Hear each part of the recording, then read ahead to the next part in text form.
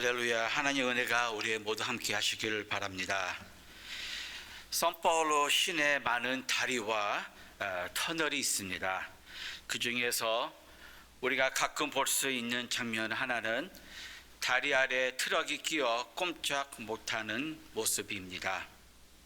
문제를 해결하기 위해 민방위대와 교통관리 세대 당국 그리고 경위차까지 출동합니다.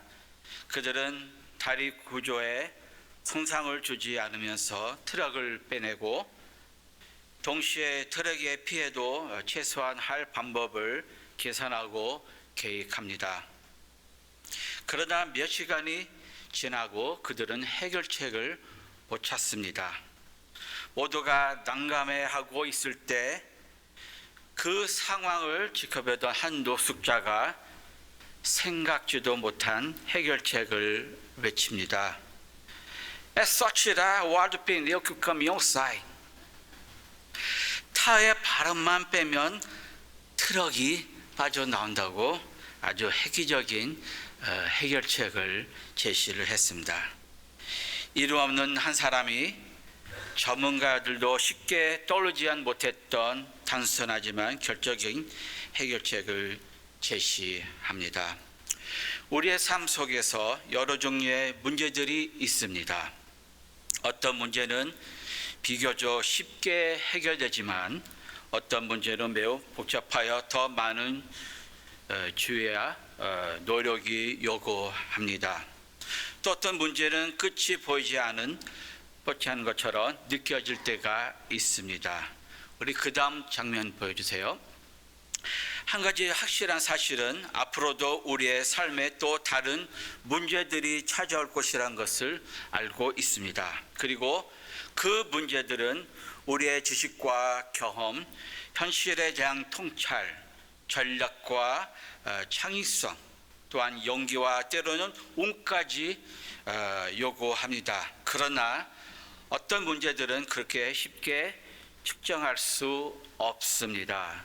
그래서 우리의 전문성과 경험을 넘어서 영역을 놓여 있습니다. 명확한 전략을 세울 수도 없고 용감한 결단이나 해움만으로 해결되지도 않습니다. 그것은 감정과 정서를 포함한 문제들입니다. 관계의 문제, 질병과 죽음의 문제, 재난과 자연재해의 문제, 이념과 사상, 문화와 서로 다른 교리의 충돌과 같은 문제들입니다. 흥미로운 사실은 감정과 가치관 또는 신념이 얽히는 순간 우리의 행동 방식이 상식을 넘나드는 것입니다. 우리는 나의 권리와 내 생각을 지키기 위해 가능한 모든 수단을 사용합니다. 그 결과 가장 친한 친구가 최악의 적이 되기도 합니다. 원수였던 사람이 공통의 목적 때문에 가장 강력한 동맹이 되기도 합니다. 이러한 이해관의 싸움은 과거에 있었고 지금도 있으며 앞으로도 계속될 것입니다. 심지어 그리스도인들도 우리 예수 믿는 사람들 사이에도 또한 교회 안에도 그런 일이 벌어지고 있습니다. 성경은 진리라는 이름으로 문제를 해결한 많은 사례를 기록하고 있습니다.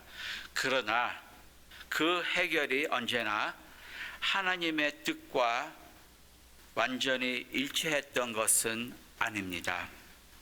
오늘 우리가 읽을 본문 이사야 55장 9절은 어떤 문제들은 인간의 생각을 뛰어넘는다는 사실을 보여줍니다.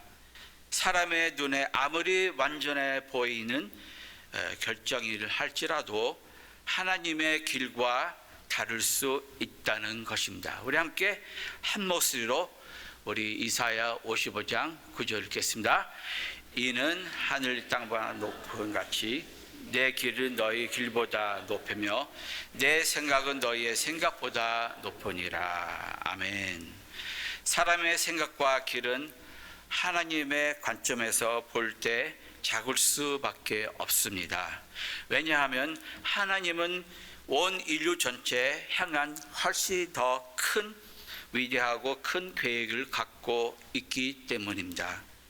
하나님은 온 우주를 아우르시는 일정과 섭리를 가지고 계시며 그 뜻을 종종 우리의 이해를 넘었습니다. 그럼에도 불구하고 하나님은 모든 생명 하나하나의 사정을 돌보시는 분이십니다. 그리고 본문의 논리를 따라 보면 하나님께서 한번 결정하신 일은 결코 되돌리지 않으시다는 사실을 알 수도 있습니다. 하나님은 인류의 전체 역사를 사용하여 자신의 뜻을 이루어 가십니다. 우주를 생각할 때 우리는 시편 8편 떠올리게 됩니다.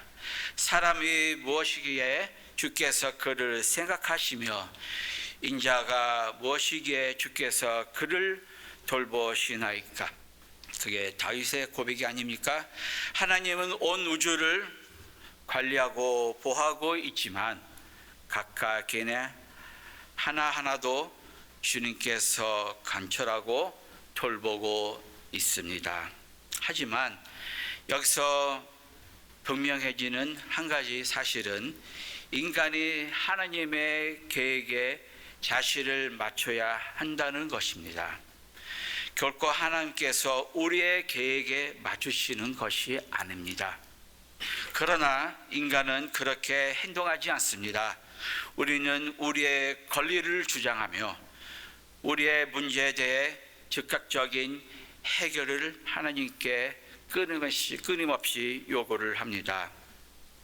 오늘의 메시지는 우리가 어떤 문제를 잘못 해석함으로써 결국 잘못된 결정을 내리는 오류를 점검하는 데 목적이 있습니다. 그 결과 우리는 하나님의 길과 생각에서 점점 멀어지게 됩니다. 이를 위해서 오늘 우리는 칼과 십자가 의미와 함께 보기를 원합니다. 그래서 우리에게 올바른 십자가를 올바르게 드시기로 그런 제목을 가져왔습니다. 한번 십자가 이미지를 한번 보실까요? 십자가와 칼은 안 그런 검은 그 형태만 보면 큰 차이가 없습니다. 빛을 비추어 그림자를 보시면 거의 비슷한 모양이 우리가 볼 수가 있습니다. 십자가와 검은 상징적으로 비슷한 면도 있고 또한 차이가 있습니다. 둘 다 죽음과 관련이 있기 때문입니다. 그리스도인에게는 십자가는 예수님의 십자가를 죽음을 떠올리게 합니다. 반면으로 칼과 검은 사용될 때 치명적인 도구가 되어 죽음을 상징할 수 있습니다. 그러나 십자가와 검은 의미는 본질적으로 전혀 다릅니다. 특히 문제를 해결하거나 서로 생각에 충돌될 때 그 차이는 더욱더 명백히 드러납니다. 십자가의 검은 또한 십자가의 칼은 문제를 해결하거나 생각의 차이를 다룰 때 칼을 사용한다는 것은 다른 사람을 향해 공격의 도구를 드는 것입니다. 그것은 상대의 의견을 상처 입히고 파괴하는 수단입니다. 가능한다면 나와 다른 생각을 가진 사람들을 제거하려는 태도입니다. 적어도 그들에게 불편함과 압박을 가하려는 방식입니다.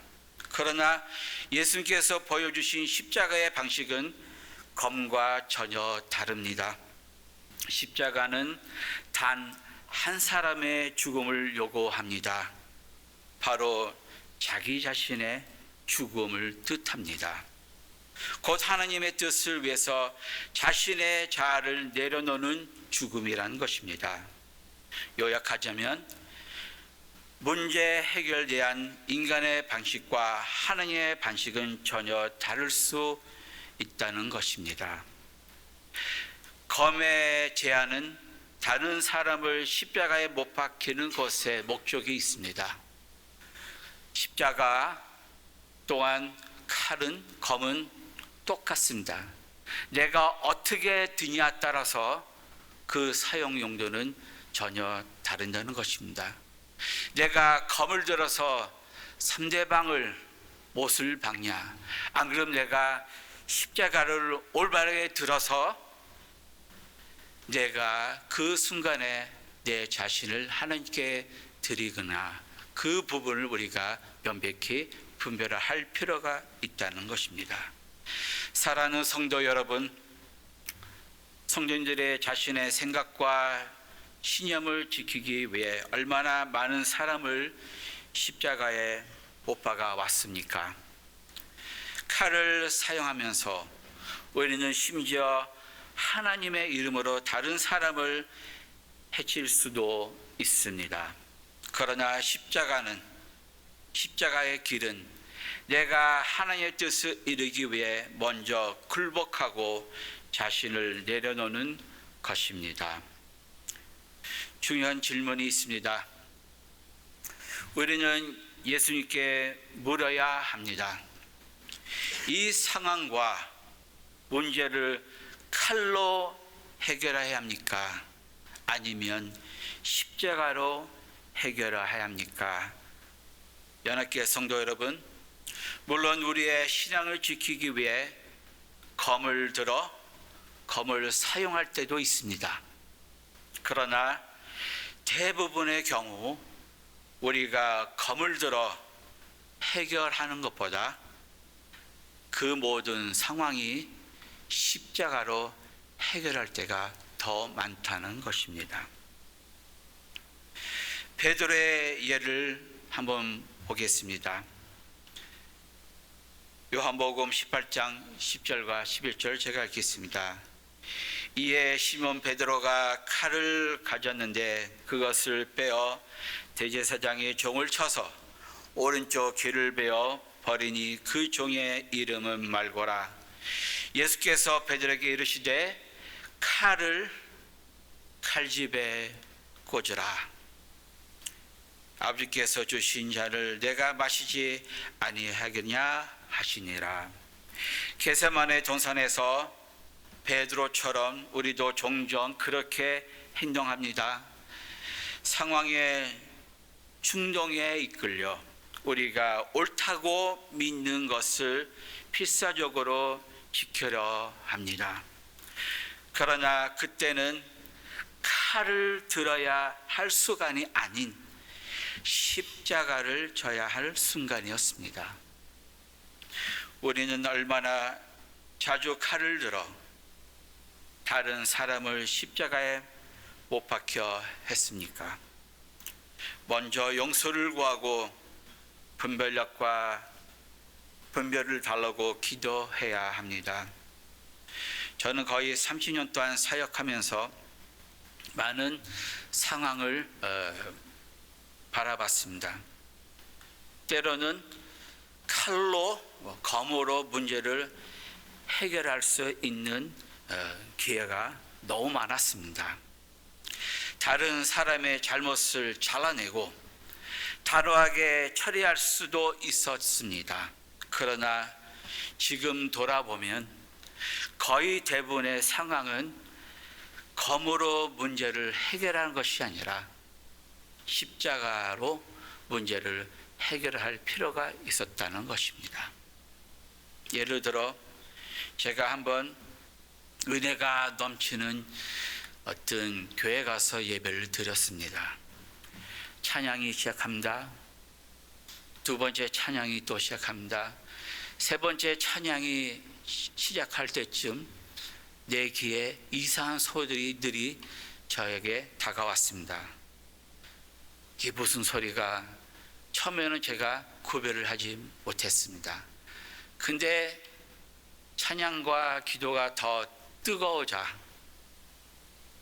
저에게 명백하게 그 소리들을 분별하기 시작했습니다.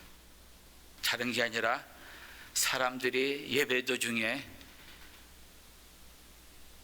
양 소리를 내고 사자 소리를 내고 또한 소 소리를 내는 그런 예배 가운데 제가 처했다는 것입니다. 그 순간 당장 뛰쳐나고 싶었습니다. 하나님, 이게 뭡니까? 이런 것이 어떻게 예배라고 우리가 드릴 수 있겠습니까? 그래서 제가 나름대로 옆에서는 호랑이 소리, 사자 소리, 매하고 소 소리 가운데서 하나님, 이거는 아닙니다. 말도 안 됩니다. 이런 상황이 어떻게 예배고 어떻게 이런 것이 교회라고 말할 수가 있습니까? 하지만 그 순간에 내 마음 가운데 주님께서 이렇게 말씀을 하셨습니다. 준모야, 지금은 검을 들어 이 상황을 해결하는 순간이 아니다. 이 순간은 십자가를 들어 해결하는 순간이다. 하나님, 어떻게, 이게 말도 안 됩니다. 이거는 고속감입니다. 이 교회는 이 세상에서 없어야 됩니다. 하나님이 말씀합니다. 지금 이 상황이 이해가 안 되지만 언제는 내가 그들을 말씀을 통해서 네가 그들을 양육할 것이다. 그때까지 준비하고 있어라. 그리고 네가 아무리 검을 들어 말한다고 해도 그들은 너의 말을 듣지 않을 것이다. 맞습니다. 자하고 안 맞는다고 그때 내가 검을 들어 저 사람을 찌르고 이것을 해치고 내 방식대로 해결한다면 서로 간에 상처뿐만 남는 것입니다. 아무 결과가 없다는 것입니다. 오히려 내가 그곳에서 떠날 수밖에 없는 상황이 벌어진다는 것입니다. 중요한 것은 이것입니다. 이 모든 혼란 가운데서도 좌우로 치우치지 않고 하나님과 관계에 집중하는 것이 제일 중요한 포인트입니다. 여러분, 가정이나 교회나 사회나 말도 안 되는 일이 벌어지고 있습니다. 그때마다 내가 검을 사용한다면 힘만 빠집니다. 해결을 볼 수가 없습니다. 우리는 그 순간에 올 때 하나님께 분별력을 하나님께 찾아야 된다는 것입니다. 내가 올바로 십자가를 통해서 이 상황을 분별하고 하나님께 물어볼 때 하나님께서 우리의 마음을 다스릴 수 있는 믿음을 허락한다는 것입니다. 한번 다윗 왕의 사례를 볼까요? 검과 십자가를 모두 사용할 줄 알았던 한 사람은 바로 다윗 왕입니다. 그것을 어떻게 알 수가 있습니까? 다윗 왕의 길에 놓인 돌들 통해서 볼 수가 있습니다. 다윗의 길 위에 놓인 돌은 이것입니다. 다윗 왕은 검을 사용할 줄도 알고 있습니다. 왜냐하면 그는 장군이기 때문에 수많은 전쟁을 통해서 그는 검을 들어서 하나님의 이름으로 적들과 싸우고 그 칼로서 승리를 얻을 때가 그만큼 많았다는 것입니다. 동시에 하나님의 뜻 앞에서 다윗 왕은 낮출 줄도 알고 그렇게 하나님과 관계를 맺어갔다는 것입니다. 다윗의 삶에 돌이 등장하는 두 장면이 있습니다. 한번 그림을 한번 보기 원합니다. 첫 번째는 하나님의 이름을 모독하던 거인의 골리앗을 쓰러뜨린 위에 돌을 사용했던 장면입니다. 그는 물맷돌로 하나님의 뜻을 이루었습니다. 마침 하나님의 이름으로 검을 들은 그런 상황이었습니다. 그때 다윗은 그 돌은 그 적 골리앗을 이기기 위해 하나님의 도구로 사용했다는 것입니다. 한번 둘째 그림을 보시길 바랍니다. 다윗이 원수에게 돌을 맞는 장면입니다. 그는 피신하는 길에서 시므에게 저주를 듣고 돌에 맞는 그림입니다. 같은 돌이 어떤 때는 다윗에게 유리하게 사용이 되었고 어떤 때는 다윗을 향해 던졌다는 것입니다. 그러나 두 상황 모두 하나님의 목적을 이루는 도구였습니다. 우리는 이렇게 생각합니다. 좋은 날을 위해서 그 돌이 좋게 사용된다는 하나님이 나와 함께 계시고, 또한 그 돌이 나한테 날아올 때는 하나님이 나와 함께 하지 않으신다는 그런 생각을 갖고 있을 때가 많습니다. 그렇지 않습니다. 그 모든 순간이 하나님께서 허락하시는 상황입니다. 다시 한번 두 상황 모두 하나님께서 허락하시기에 일어난 일이며 그 안에는 하나님의 뜻이 있다는 것입니다. 여기서 중요한 것은 먼저 그것이 하나님께서 허락하신 상황임을 인정하는 것입니다. 우리가 돌을 맞는 것을 매우 사람들을 피하고 아프고 우리가 원치 않습니다. 우리는 그것을 인정하기까지는 매우 시간이 필요하고 누가 그를 또 인정하기 싫다는 것입니다. 더 중요한 것은 불리한 상황 속에서 보인 다윗의 태도입니다. 두 사건 모두 칼로 해결할 수 있었습니다. 그러나 다윗은 스스로 검을 들지 않고 이렇게 선택을 했습니다. 자기를 대적한 아들 압살롬을 향해 검을 들지 않습니다. 충분히 검을 들어 자기 수제자들 통해서 압살롬을 압박하고 죽일 수 있습니다. 근데 오히려 그 순간에 그는 검을 들지 않았습니다. 마침 십자가를 든 것처럼 그 상황을 그대로 받아들였다는 것입니다. 그리고 압살롬과 그것을 피하기 위해 또 두 번째 시므온을 만납니다. 충분히 검을 들어 야, 그 시므온 저 좀 시끄럽다 한번 좀 해결하라 하고 한마디만 하고 그 상황을 쉽게 해결할 수 있는 순간을 그가 저주를 퍼볼 수 있게 그냥 들었다는 것입니다. 그것뿐 아니라 돌을 던져 그 돌을 피하지도 않았다는 것입니다. 검을 들을 수 있었지만 그것 또한 그의 선택이었습니다. 그리고 사무엘 16장을 보면 다윗은 이렇게 얘기를 합니다. 주께서 그에게 다윗을 저주하라고 분부하셔서 그가 저주하는 것이라면 그가 나를 저주한다고 누가 그를 나무랄 수 있겠느냐. 하나님이 그렇게 하라고 허락한다면 내가 여기서 검을 들고 저 사람을 하나 해치곤다 해서 해결될 문제가 아니라는 것입니다.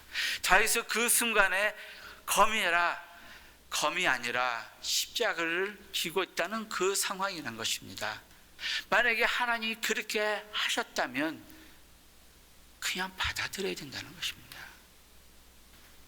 성도 여러분, 어떤 상황에서는 십자가가 너무 무겁게 느껴집니다. 그러나 다윗은 깨달았습니다. 그 상황이 빨리 끝나게 해달라고 매달리는 것이 답이 아니란 것을 알고 있었습니다.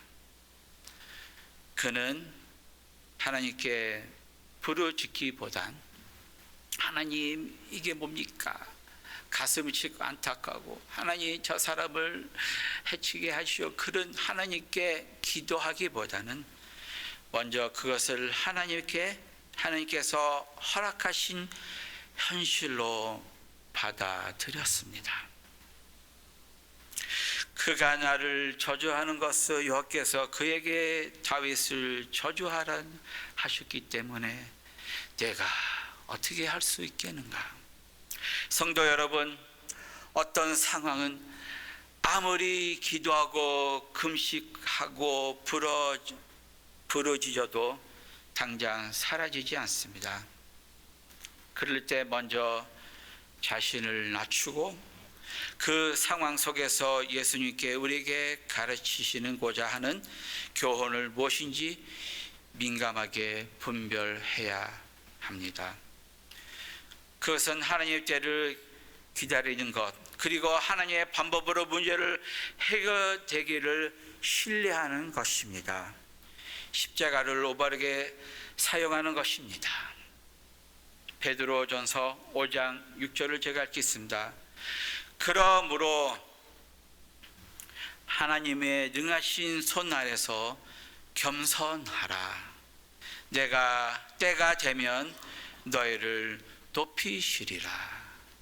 우리가 얼마나 위로가 되고, 그 상황이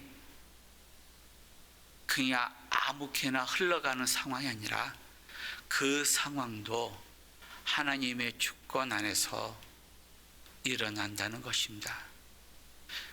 내가 그 상황을 하나님 앞에 엎드려 기다릴 때 하나님께서 때가 되면 저와 여러분들을 들어쓸 줄을 믿습니다. 우리가 그때까지 기다려야 된다는 것입니다. 유다는 70년 동안 포로 생활을 했습니다. 그들이 아무리 때려서 하나님께 금식하고 하나님 70년이 아니라 7년으로 단축하게 해달라고 아무리 기도해봤자 하나님이 그것을 들으겠습니까? 그렇지 않습니다. 하나님이 이미 결정한 70년은 70년입니다. 인간이 뭐가 어떻게 할지라도 그건 어쩔 수가 없다는 것입니다. 우리는 배워야 합니다. 상황이 어렵다고 해서 하나님께서 우리를 버린 것이 아니라는 사실을 우리가 빨리 깨달아야 된다는 것입니다. 이는 하늘이 땅보다 높은 같이 내 길은 너희 길보다 높으며 내 생각은 너의 생각보다 높음이니라. 이것은 우리 하나님의 그 위대함을 통해서 우리는 겸손하게 하나님께 맡기는 것을 우리가 배워야 할 필요가 있다는 것입니다. 적용을 하겠습니다. 먼저 예수님께 물어야 합니다. 이 상황은 칼의 문제입니까? 검을 들을 때입니까? 아니면 십자가를 올바르게 들으는 순간입니까? 만일 십자가의 상황이라면 우리는 현실을 받아들이고 하나님의 때를 기다려야 합니다. 우리는 경제 위기를 지나왔고 팬데믹을 겪었고 정치적 불안정 속에 살고 있습니다. 또한 감정적 불안, 부부 간의 갈등, 교회 안팎에서 형제들과 자매들과 문제가 경험할 수가 있습니다. 이 모든 상황 역시 하나님께서 허락하신 자리일 수 있습니다. 여러분이 문제를 검으로 해결하기 원하십니까? 아니면 십자가로 해결하기 원하십니까? 결론은 짓겠습니다. 칼은 빠른 해결을 줍니다. 그러나 칼은 상처를 남깁니다. 그 사람과의 관계를 끊는 그는 도구로서 사용된다는 것입니다. 십자가는 고통스럽지만 그러나 십자가는 생명을 낳습니다. 성도 여러분, 오늘 칼을 선택을 하겠습니까?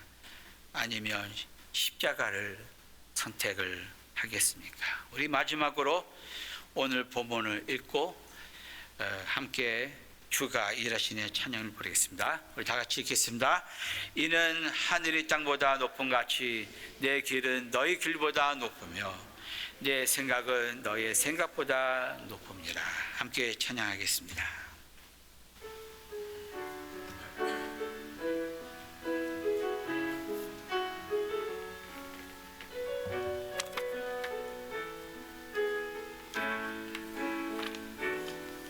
날이 저물어 갈 때 빈들에서 걸을 때 그때가 하나님의 때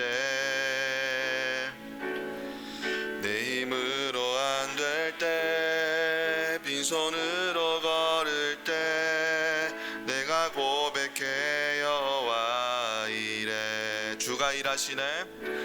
주가 일하시네. 주가 일하시네. 주께 아끼지 않는 자에게 주가 일하시네. 주가 일하시네.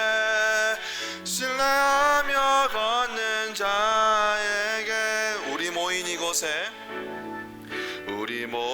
이곳에 주님 함께 계시네. 누리네 아버지 은혜.